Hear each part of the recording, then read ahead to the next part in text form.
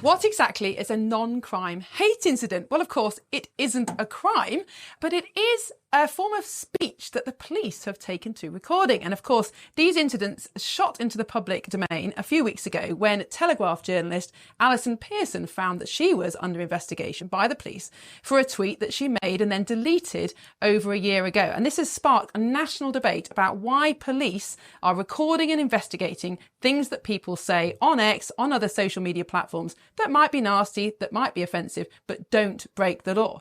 Now, today, there's a fascinating new report out from the Thinktank Policy Exchange looking at these non-crime hate incidences and revealing that around 60,000 hours of police time are wasted every single year in recording these incidents, not prosecuting real crime, not cracking down on shoplifting or mobile phone thefts, but policing the tweets. We spoke to Dave Spencer from the Policy Exchange think tank about this report. And a former Metropolitan Police Commissioner has urged ministers to review the use of non-crime hate incidents. Well, this all comes as a report by the Policy Exchange think tank estimates up to 60,000 hours of police time is taken up investigating these non-crime incidents every year. So, is it time to start policing the streets and not the tweets? Well, to discuss this further, we're now joined by the head of crime and justice at Policy Exchange, David Spencer. David, this is a very timely report. And just to check we're getting that correct, you think that 66,000 hours a year of police time are being wasted on this attack on free speech? Good afternoon. Well, we think it's at least 60,000. We think it's probably more than that. If we look at the numbers, there are about 13,000 of these incidents reported by police every year. And when we look at the process that police forces then go through, then we estimate it's probably at least, if not more than 60,000 police hours a year. And of course, the reality is that is time that could be spent, as you've just indicated, catching burglars, catching robbers, drug dealers and violent criminals and putting them behind bars rather than focusing on these sorts of incidents instead.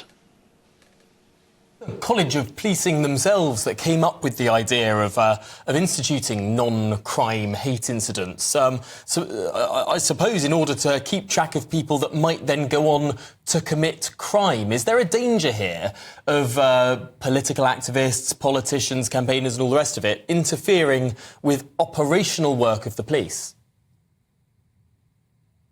Well, you're right. It was a 2014 College of Policing guidance, which certainly entrenched non-crime hate incidents into policing practice, although they actually go back a lot further. We trace them back to the 1999 Macpherson inquiry into the murder of Stephen Lawrence. So they've been around for some time, but it was the 2014 guidance that really entrenched them in policing practice. I have to say, in fairness to the College of Policing, I think that more recently they've been trying their best to go down a more sensible route. But of course, individual police forces choose, and chief constables choose what their own forces are going to do, and sometimes ignore the College of Policing and just go down their own route. What your report highlights is an really extraordinary disparity between different police forces. I think you record that Essex Police record these non-offence offences at a rate of 21.5 per 100 officers per year, but in West Yorkshire it's just 7.2. What do you think accounts for this huge difference in how different police forces approach these non-crime hate incidents? Well, you're right. The numbers are really stark, the variation. I think that's why members of the public are so alert and concerned about this, because they know that if you live in Essex and you tweet something which may be rude, unpleasant, but that's not unlawful, then actually you may well get investigated. Whereas if you're up in West Yorkshire, where I'm not far from where I'm originally from, actually there'll be nothing, no knock on the door at all from the police. So I should imagine that people in Essex are pretty worried about this. I think what accounts for the difference, it's very difficult to say precisely, because actually police forces are pretty secretive about this. They don't, in the main, publish their policies. Very few police forces do. And very, very few publish the data on non-crime hate incidents. And that's one of the things that we call for in the Policy Exchange report, is we say actually there needs to be a lot more transparency here in terms of the policies and in terms of the data that police forces, that shows what police forces are actually up to on this. In terms of what accounts for the difference, it's very, very difficult to say, but I would imagine and I would expect that this is about choices by police chiefs and by police and crime commissioners as to what those officers and what their forces choose to prioritise. So it is a decision that is being made in police chiefs' sort of meeting rooms and executive suites. They're the ones that are deciding who and how many of these incidents get recorded.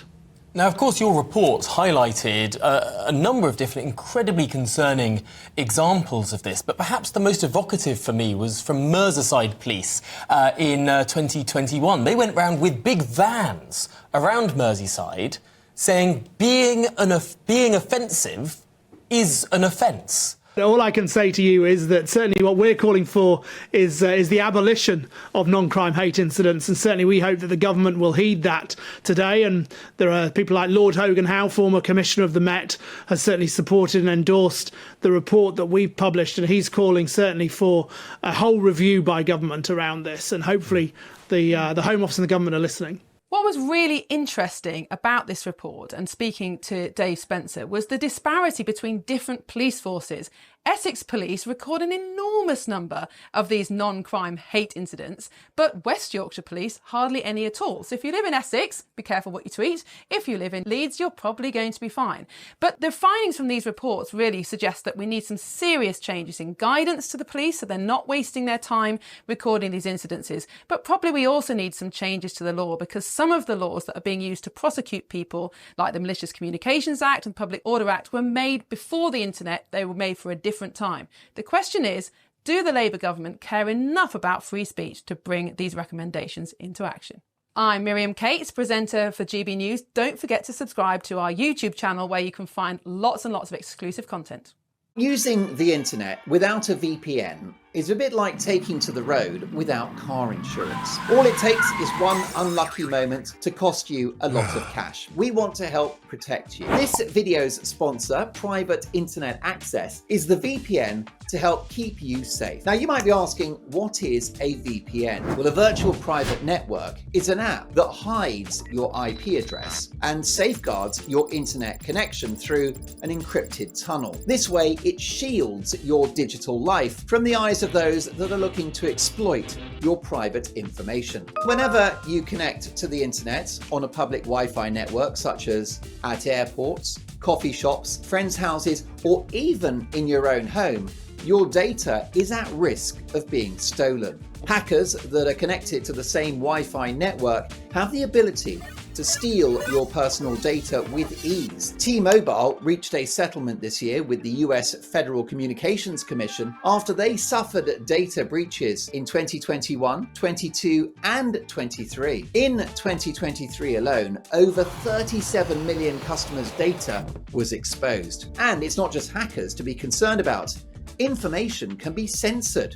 When Canada passed their C-18 bill, social media giants decided to ban news content on their platforms. But PIA can protect your ability to consume the news content that you love. Private Internet Access is available for all platforms: Windows, macOS, Android, Linux, iOS, and you can use one Private Internet Access subscription to protect an unlimited number of devices at the same time. Plus, we've got a huge GB News discount. Click the link in this video's description and you'll get 83% off PIA. That is under £2 a month, and you'll get an extra 4 months completely free. There's also a 30-day money-back guarantee. So head to piavpn.com/GB News to start protecting yourself digitally today.